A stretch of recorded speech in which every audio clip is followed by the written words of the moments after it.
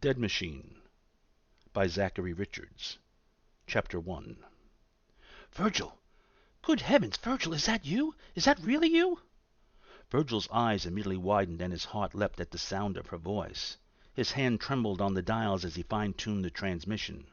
When the hissing lessened, he replied with unrestrained excitement, Yes, it is me. It's Virgil. There was a moment's hesitation. Then she asked, How is this possible? He stared at the speaker, imagining her face, longing to see it again. He paid no attention to the cold or to the steamy vapor escaping his mouth as he breathed, nor the draughts that bit into his fingers and snaked up his pants leg. He even ignored the acrid smell permeating from every inch of the barn. Nothing mattered, nothing but this moment, this incredible special moment. Shaking with excitement, Virgil leaned into the microphone.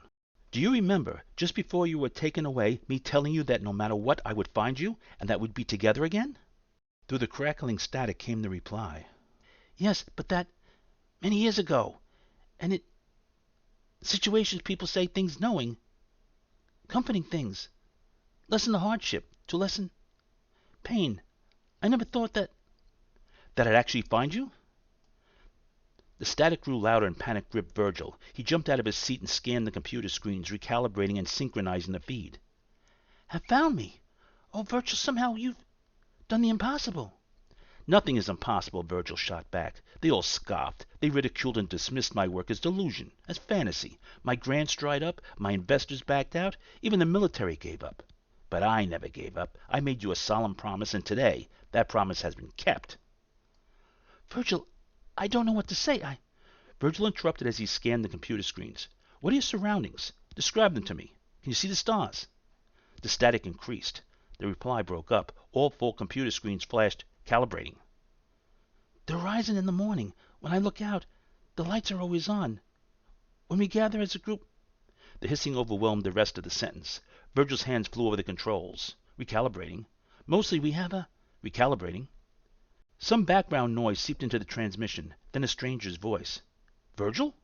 Lillian, did I just hear Virgil? Where's it coming from? Bert, this is a private conversation and... The man ignored her. Virgil, is that you? Where are you? It's me, Bert Langley. Remember me? Science teacher. Down block. You used newspaper to... When you... Kid.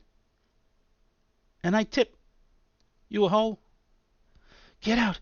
Here, you bastard, Lillian bellowed. Virgil doesn't... About you. He wants... Talk to me. Virgil heard a grunt, a huff, and shuffling of feet. Okay, he's gone. And yes, we... Several times a week... Socialize and talk about... Home. Virgil felt a lump in his throat. You still miss us? Even after all this time? Of course, Virgie. It's knowing that our care for us keeps us together. Your thoughts each and every day. Tears spilled down Virgil's cheek. And you're in mine each and every day, too. Virgil stopped when he heard Bert Langley's voice again. It grew louder as he moved back into the transmission field. Over there, see? I told you. Lillian is... with the outside... What? No, she's not sending signals. She's receiving them. C4... apparently... is possible. Lillian's voice broke through in sharp, hushed tones. They're coming, Virgil. Disconnect. I don't want them to know what you've accomplished. Get to me few days. Who's coming? What are you talking... Disconnect! Disconnect, she shouted. Virgil!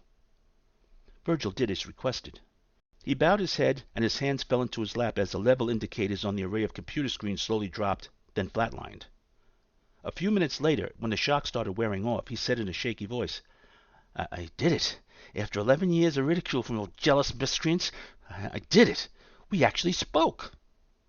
He wrapped his arms around himself and breathed deeply, then shot his fist into the air. And this, he said, bursting with confidence, is just the beginning. Virgil rose from his chair at the control panel, walked over to his desk, reached down and picked up the framed photo that had accompanied him everywhere he went.